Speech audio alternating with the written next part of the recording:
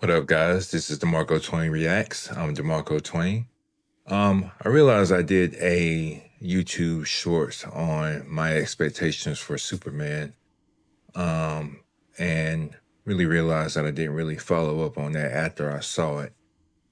So I kind of just wanted to give my little review of it. Um, I, I want to start by saying it was a entertaining movie. It was. I don't think you can expect anything less from James Gunn. If you've seen the Guardians movies, Peacemaker series, he's going to make it entertaining. My biggest issue with this movie was um, I don't like my Superman goofy, and I think he was too goofy. You can't have Clark Kent and Superman be goofy. That's no. And maybe it's just a sign of the times. I'm not used to that. I know this Superman is getting compared a lot to Man of Steel Superman. And maybe that's my problem too, because Man of Steel is like probably my favorite Superman movie. So I am biased towards that one. But I went into this movie with a clear, open mind, hoping to really like it. There were parts that I did like. I did like Crypto as a new dog owner myself. He was fun to watch. Um, it was good action. Mr. Terrific was the standout. I heard he's getting, maybe, I heard he's getting a series, and I can't wait for that if that's true. I did like Guy Gardner. Hawk Girl didn't really do anything for me. But shout out to Isabella Merced, I think her name is. She's been working. She's been working. Her agent is working overtime, so shout out to her. Um, I did like the Lois. I did like Lois Lane. I don't remember the actress' name, but she did a good job as Lois. Jimmy, I wasn't really feeling that much. I heard he might be getting a spinoff series. And David Cornsweat, I think, if I'm not butchering his name. Uh,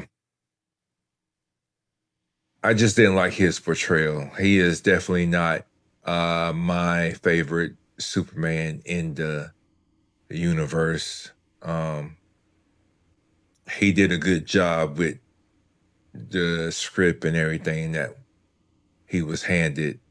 Again, I like my Superman a little more serious. He doesn't have to be brooding and dark, as they say Henry Cavill Superman was, but maybe somewhere in the middle.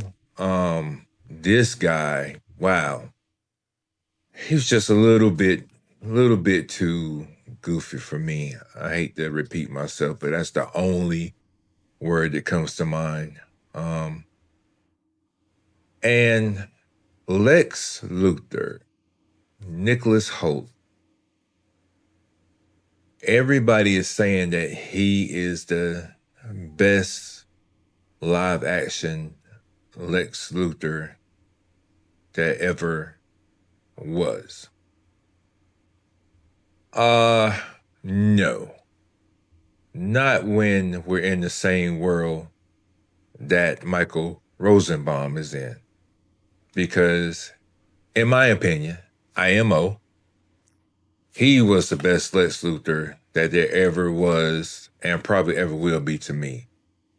The stuff he did with that role in his what 7 seasons, six or 7 seasons playing Lex. I got to give it to him. He's my number one.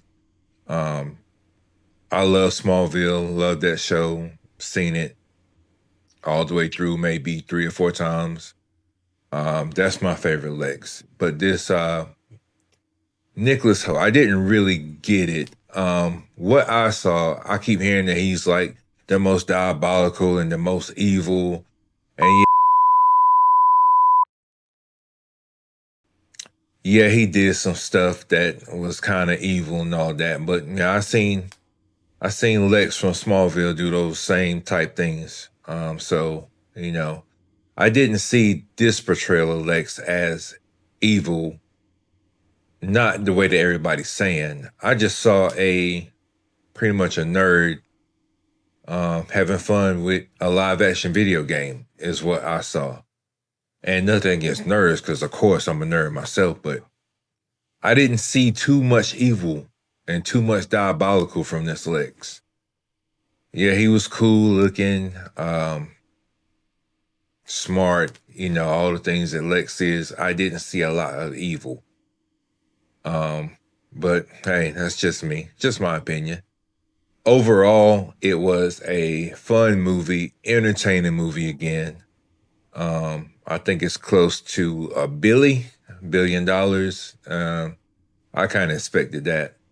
Um, so if you haven't seen it and you're on the fence, if you did like the Guardians of the Galaxy trilogy or the tone of Peacemaker, you'll like this movie. You should like this movie because it's along those same lines, tone wise.